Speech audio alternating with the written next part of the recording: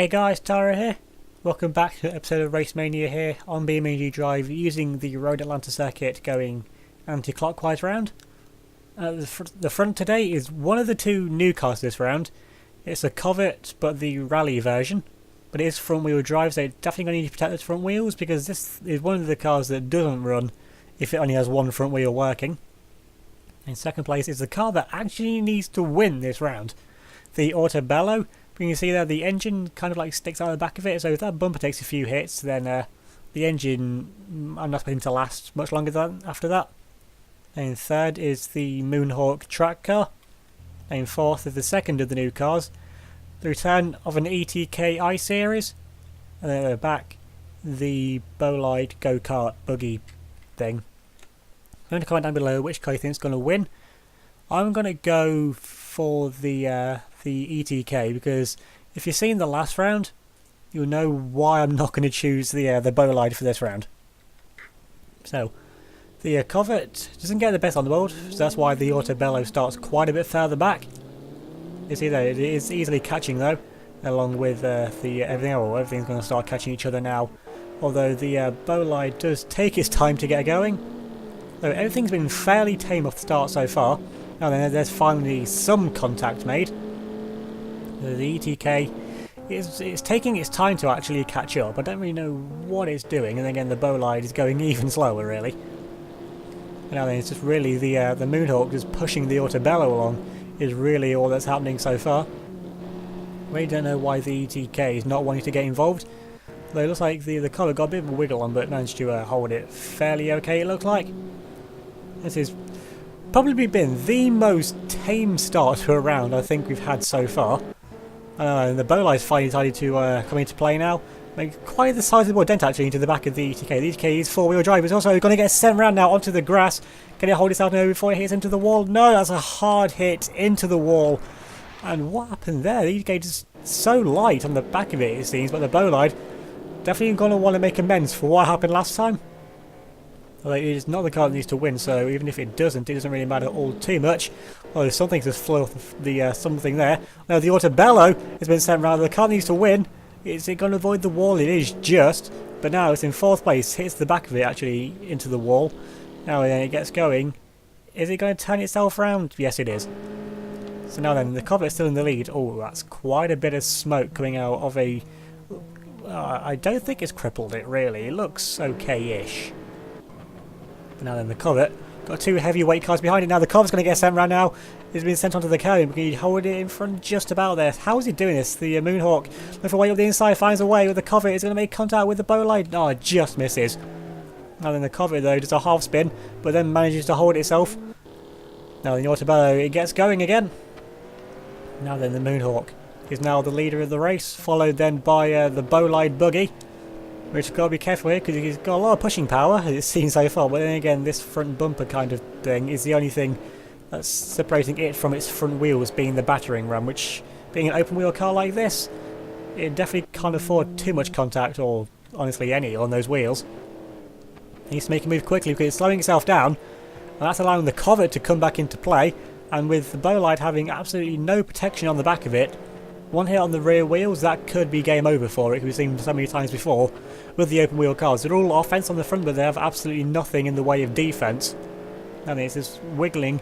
It's actually pulling away a little bit from the Covet though. This is what it needs. It needs to get away from the Covet really before it prolongs before it can make a good attack on the back of the Moonhawk.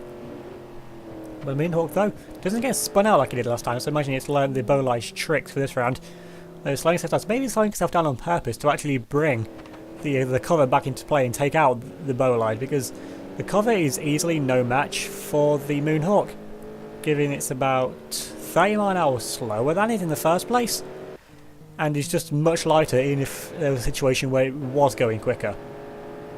I don't know if the fuel tanks actually survived though. I mean, it has every round so far, but these hits, actually that's nowhere near the fuel tank, so the fuel tank should be okay.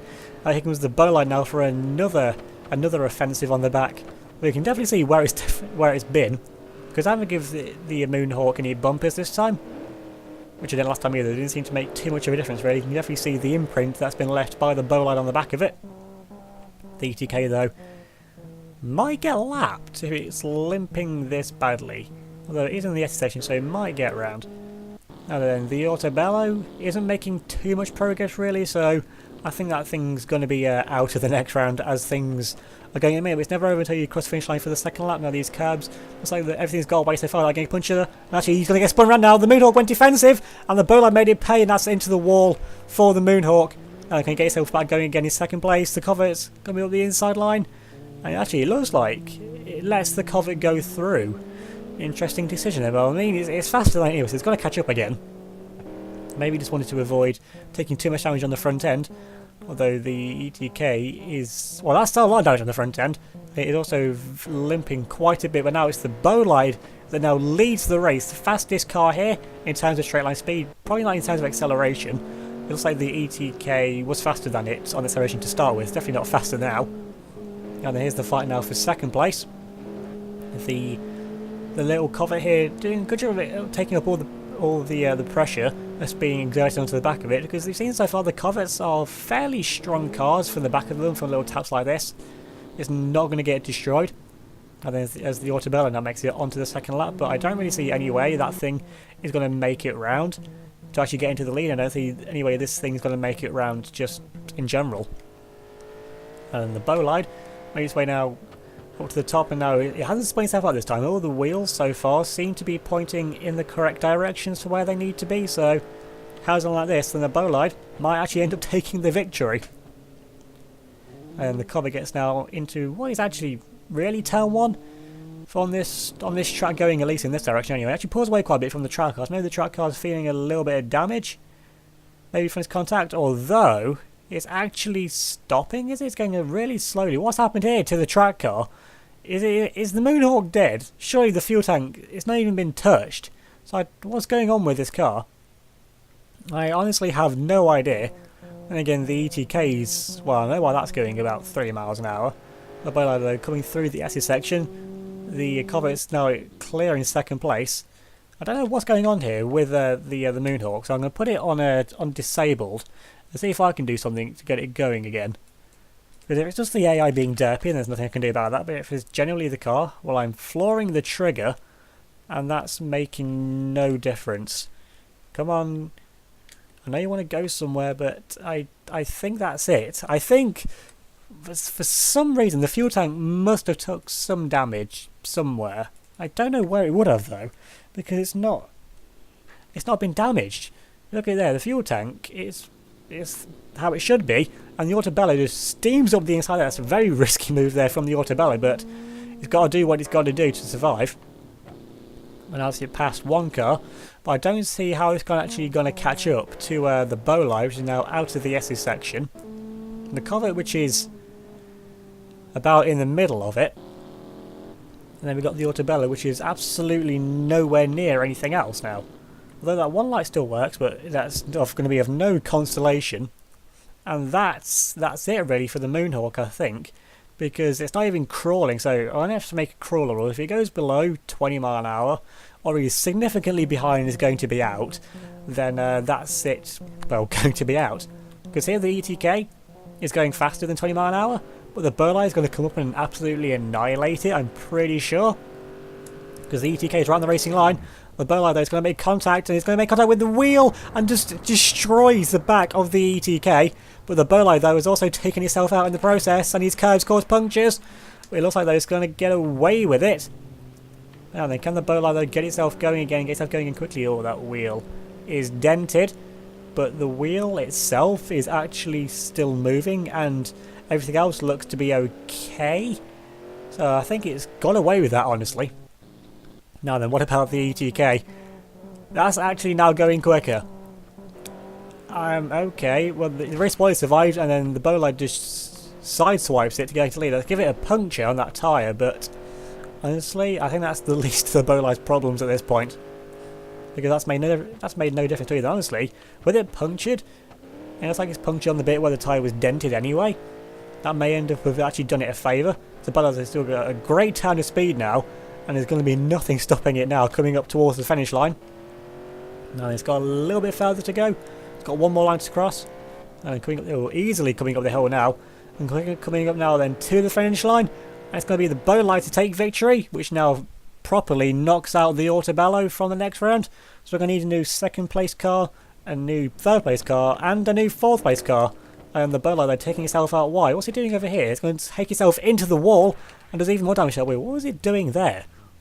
Clearly it's not happy with its own performance by the looks of it.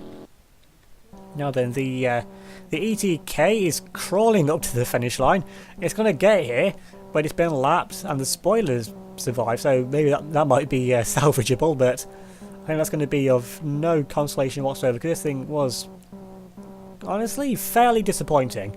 It didn't even catch up to the cars in front of it, and one little nudge really into the braking zone, and this thing just completely lost it on the grass. So that's it out of the next round as well.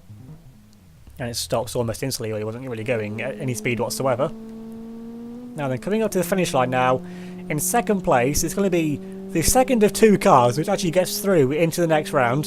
The little rally Corvette which has survived, honestly, really well, considering now this thing might actually make contact with the ETK. It's looking like it's in line with it. It's just going to get past that. I was lucky. That could have been quite a horrendous crash for the Corvette after the finish line. Now then, the Autobello, it's going to get around. It's in pretty good condition, all things considered, but it's in no condition to get through into the next round. And the back of it is actually flapping a little bit as well, so don't really know how that's managed to damage itself. Maybe, well, this track and the curbs do just end up destroying things anyway. Now then, it's got to wait for the Autobello to get around, because I'm pretty sure the Moonhawk isn't going anywhere, so that's definitely out. Honestly, I have no idea what happened to it.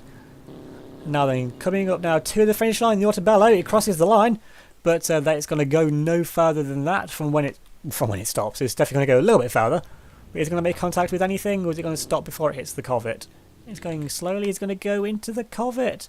No, it stops just before. So that means now the car that needs to take victory in the next round is actually now the Bolide. And now does that wheel, yeah, that wheel still turns and everything. So that wheel, it's still attached. I mean, this is one thing really about the Bolide. The wheels on the front are weak to an extent, but after a hit like that, for it to still be attached, although really, I don't know how it's still attached, but it is. So things like that, the little taps don't really do too much damage to it. And the Corvette just survived perfectly fine. And yeah, this definitely has to have been the most disappointing car from this round. So remember to leave a like if you enjoyed this video, leave a comment down below, subscribe if you're new, and hit that notification bell so you don't miss out on any of my future videos. And follow me on Facebook, Twitter and Instagram. The links to them will be down in the description below. So thanks for watching. I'll see you all next time.